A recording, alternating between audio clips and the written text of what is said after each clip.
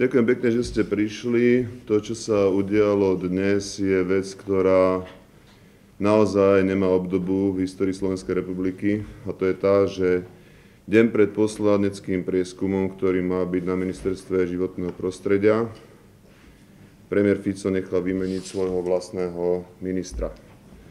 Za týchto okolností proste pán Čaplovič je 5. v rade ministrov, ktorý jednoducho zakrýva emisný tender a dá sa povedať, že naozaj sa stal ďalšou figurkou alebo bábkou, ktorá tento podozrivý garážový výpredaj zakrýva.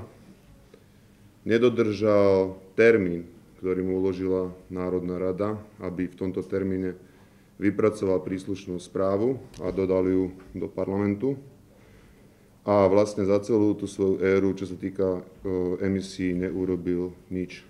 To, čo chcem povedať na záver, je, že za premiéra Fica sa garážový výpredaj emisí jednoducho nevyšetrí. Dnes už to je úplne zrejme. Sú tam vymenené dve figurky a nastupujúci pán minister Medveď naozaj asi jeho úlohou je uložiť celý tento prípad k zimnému spánku. Pán Čaplovič, keď nastúpil na tento rezort, tak sa tváril, že ide rýchlo vyriešiť emisnú zmluvu. Vyžiadal si od tohoto parlamentu, aby mohol rozšíriť tzv. Turského správu, že ju chce dať ďaleko podrobnejšiu a ďaleko vecnejšiu. Parlament mu to odsúhlasil.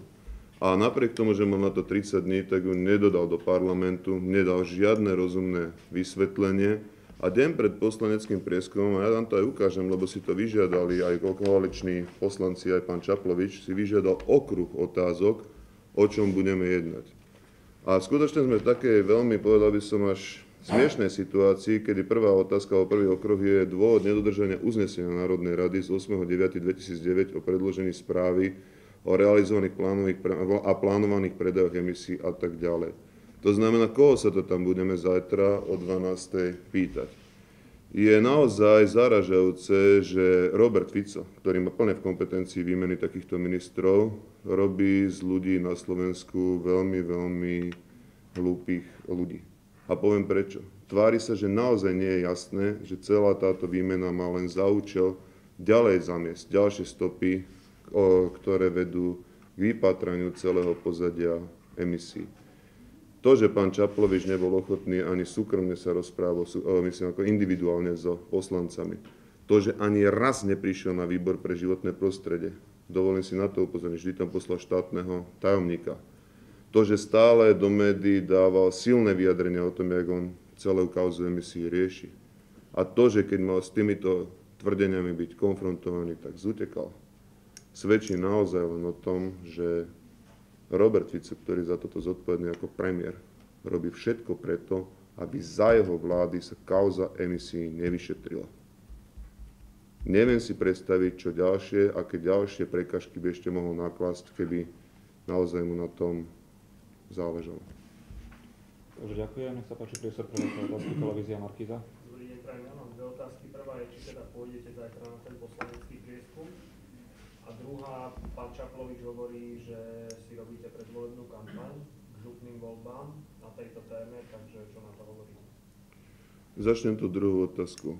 Presne v tejto zostave v marci sme emisnú kauzu na pôde SDK UDS otvorili.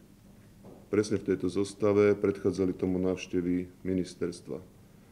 Je veľká smola, ak pán Čaplovič naozaj chcel, aby tá kauza bola vyriešená. Mal na to niekoľko mesiacov šancu. Pán premiér Fico mohol tú kauzu do mesiaca uzavrieť, potom čo mu písal náš predseda prvý list. Potom čo bol prvý poslanecký prieskum, mohla byť okamžite tá kauza vyriešená. Ten dôvod, že tu znova sedíme, v tej istej smutnej situácii, keď Slováci predávajú za polovicu proti Čechom a Maďarom, je dôvod na strane pána Čaploviča. Takže ak niekto robí niekomu kampaň, tak pán Čaplovič sa postaral o to, že tu znova musíme sedieť a že nás postavil do tak škandalóznej situácie, že sa vysmieva priamo do očí zákonodárnemu zboru a jeho kontrolnej funkcii. Samozrejme, že tam zajtra pôjdeme a samozrejme, že budeme trvať na všetkých týchto okruhoch, v ktorých mimochodom je komunikácia z Interblue Group, mimochodom je spomínaná správa, mimochodom je tam ďalšia otázka, ktorú sa pravdepodobne títo páni snažia zakryť. A to je to, že ďalších 8 až 10 miliónov tón emisí sa má predať ešte tento rok. To bude hneď vo dverách ďalšia otázka. Koľko ste, páni, predali? Či vám už vrátili peniaze, ktoré Interbul dlží? Mimochodom, ďalšia otázka. Akcionárska štruktúra Interbul Group. Čo ste preto urobili? Ja rozumiem tomu, že pánu Čaplovičovi nie je príjemné na tieto otázky odpovedať. A vie, čo zakrýva. Ale my z tohoto neustúpime. Kampaň je kampaň. Televízia, nech sa páči. Dobrý deň, prajem. Pán minister Medveď dnes povedal, že potrebuje predsa len trošku času na to, aby vnikol do problematiky. Má pred sebou ešte 8 mesiacov. Vy teda neveríte, že to nestihne vniknúť a že to stihne vyriešiť? A to je ale jeden z najlasnejších tríkov, aký som od tejto vlády znova počul. To isté rozpráva pán Turský, keď si sadol deň pred prieskumom, hej. To isté potreboval pán Čaplovič, keď si tam sadol, tiež sa potreboval zorientovať. Keď už bol dostatočne zorientovaný, tak sa dal rýchlo vystriedať. To som teda veľmi zvedavý, čo za hnoj títo všetci páni zakrývajú. Čo tam naozaj skutočne bude, že vždy, keď sa zorientujú, tak sú zrazu preč. Pán Medveď za vás sa potrebuje zorientovať. Poviem vám jednu vec k politickej rovine aj pána Čaploviča, aj pána Medveďa. Pán Čaplovič si myslím, že veľmi si poškodil svoju politickú kariéru tým, že sa nechal použiť ako takáto figurka alebo ako takáto pomôcka. Jednoducho nemal toto zobrať na seba. Nemal naozaj deň pred poslaneckým prieskumom odstupovať.